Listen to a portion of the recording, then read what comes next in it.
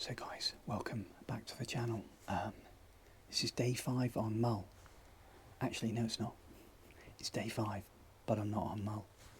I decided to leave 2 days early. 2.5 days early. Unfortunately, just far too busy with photographers flushing species, so I've had that all week, and then I turned up this morning for some short-eared owls, and there was one car parked. I arrived, that was 2 people, and then 2 cars come in behind me, and 8 photographers got out. That'd have been 11 photographers on short-eared owls in one small space. It's not my idea of fun at all, so I just wrapped it. The weather wasn't good anyway. Decided to just head home, and thanks to a good friend and subscriber, Keith, who's allowed me to come to his private hide for some hopeful pine marten and red squirrel and great spot woodpecker, other woodland species. So I'm really hoping to get lucky to see a pine marten.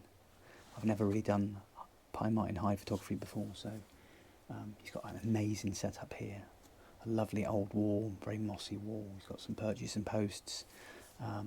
Be fantastic to see the martens come in. A little bit early at the moment, it's kind of just after 3 and they come in from 5 o'clock onwards, so I'm really hoping to see them. Currently got the R3 and the 100-5, and I've got it set at about 250mm. I put the 300 on, it's just too close, and I'm going to clip the tail, so I put the zoom lens on until about 7:30, 8 o'clock, until the light fails, and then I'll put the 300 2.8 on. But this gives me the flexibility to use the zoom range from 100 to 500, so I can get some tight in and get some landscapey shots. But I'm not going to be talking loads because just of the sensitivity of the subject. But I am over the moon with Keith to allow me to use his hide. You know, it's kind of been the icing on the cake for me after a pretty hideous trip to Mull, which didn't work out that well at all. As I said before, I'm probably not going to return to Mull now and find somewhere else to go that's a little bit more quiet. But so I think I've had enough of a drip. It's a fantastic island, fantastic people, fantastic scenery, fantastic wildlife. But unfortunately, yet again, the human side lets things down. Now, either those people aren't educated on the ethics of wildlife photography, or they just don't know, or they just don't care. I don't know, but I had to get myself out of there. So yeah, anyway, back to photography, and let's hope for some pine marten and some red squirrel and some other species very soon. This is the current setup at the moment. There's the wall, and there's some perch and posts behind that Keith's put up. A pine marten usually comes from the right along the wall, and there's little pockets of food, peanuts and a few other little treats for them. Get jays in as well, so yeah, so let's get quiet and hope for the best.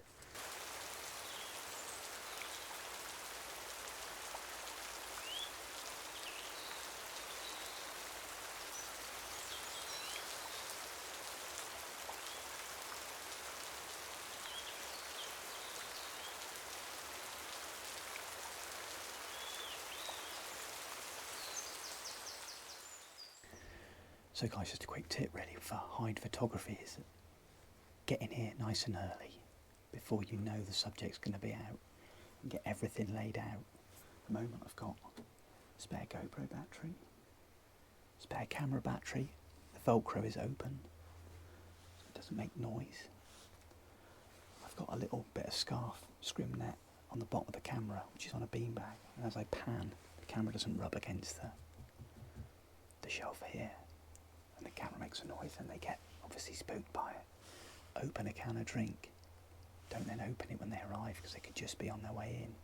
Just get everything ready so you're in a good position as soon as something arrives, because you may only get a fleeting glimpse. Check the varying zoom ranges if you've got a zoom lens. There's some silver birch inside here, quite close, which the squirrel comes down.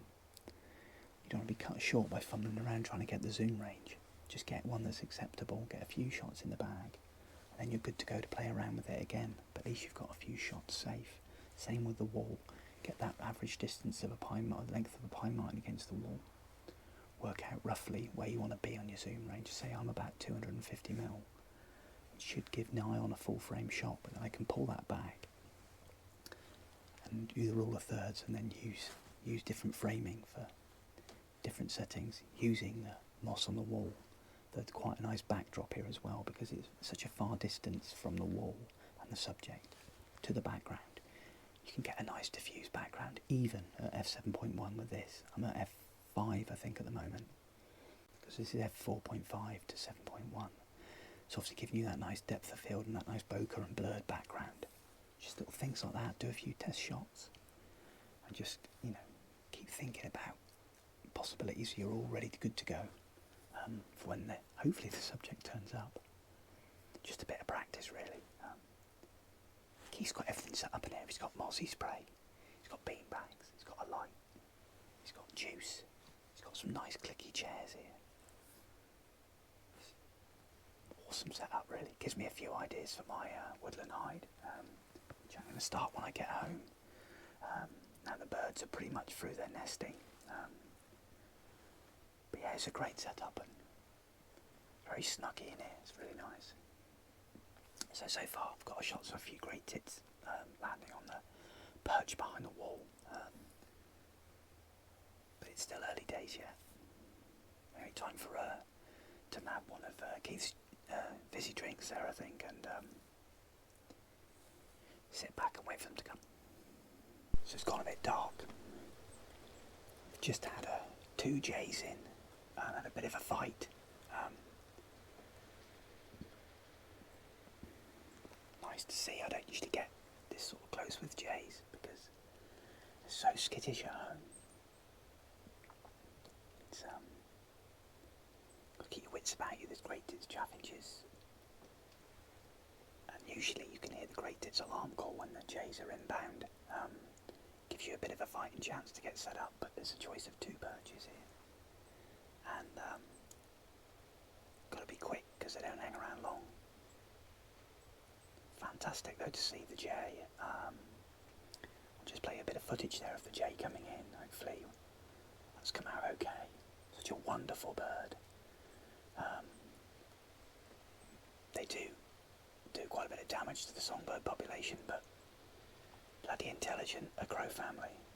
Beautiful markings. The blue part of the feathers is amazing. They're clever things though, and they do a hell of a lot of good things for our forests as well, with planting a lot of the oak trees we see today. But with that and the squirrels, they're the gardeners of the woods. So they're not all bad. Great mimicry as well. They mimic a lot of birds, great tits, buzzards, woodpeckers. They can, amazing. So you got to take your hat off to them. They are pretty clever birds. Oh, it's really coming down now, but it creates a lovely atmosphere with the backdrop, with the raindrops coming down. Here we go. Just something's alarm calling. That's a jay coming again.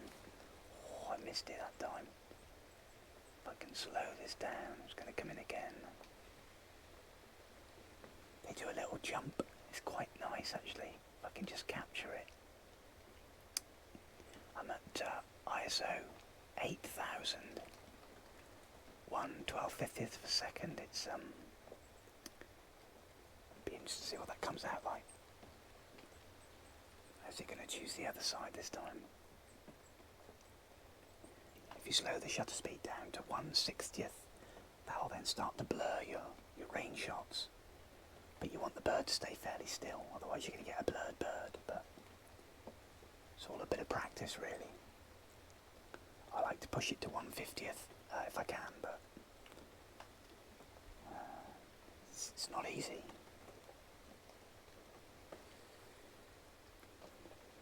Oh, Jay, come on, where are you?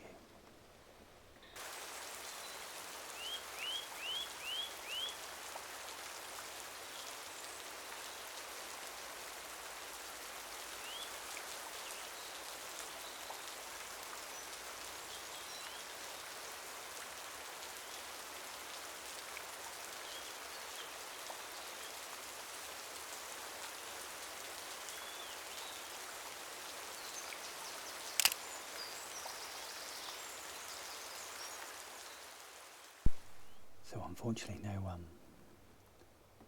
jumping jay raindrop slow-mo shot. The rain stopped, but it hasn't been back in.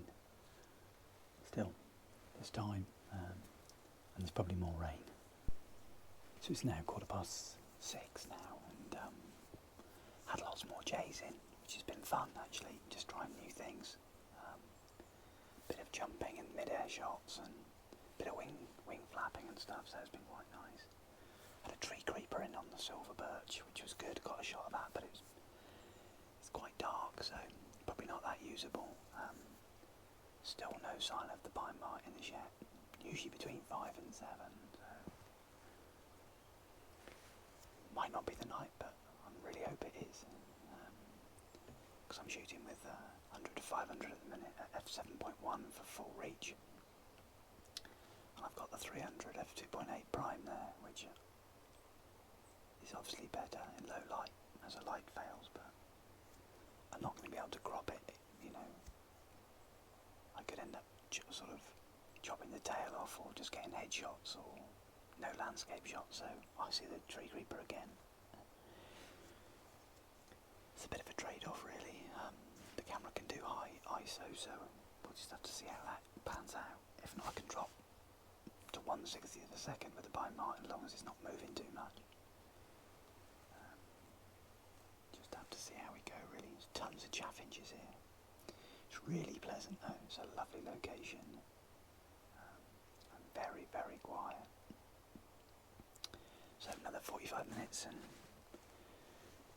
maybe something will turn up.